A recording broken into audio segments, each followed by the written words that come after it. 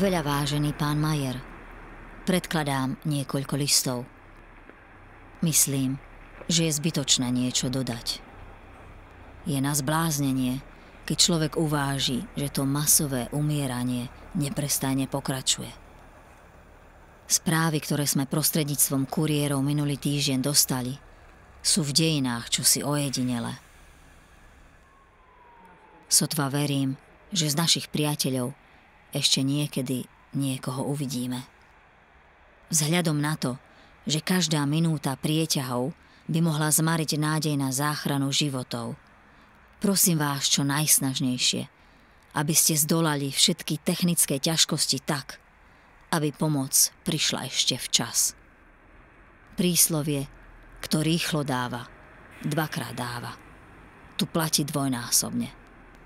Vaša Gizi. Odišiel ďalší vlak.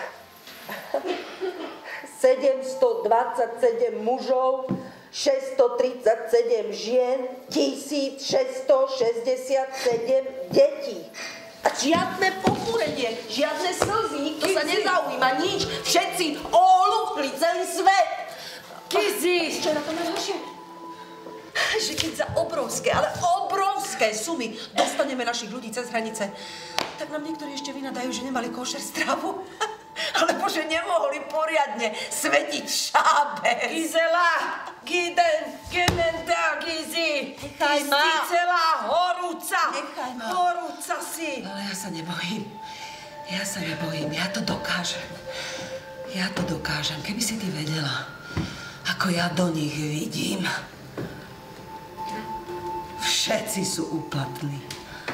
Všetci. Tie transporty ich strašne demoralizovali, tých Židov. Weissmandl bol svedkom odchodu jedného transportu, ktorý ním ohromne otriasol.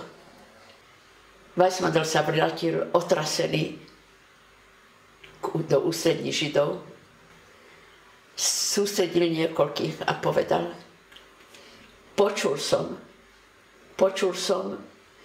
nie, vtedy ešte nepočul, ale povedal, musíme čo urobiť, ako zastaviť túto hrôzu.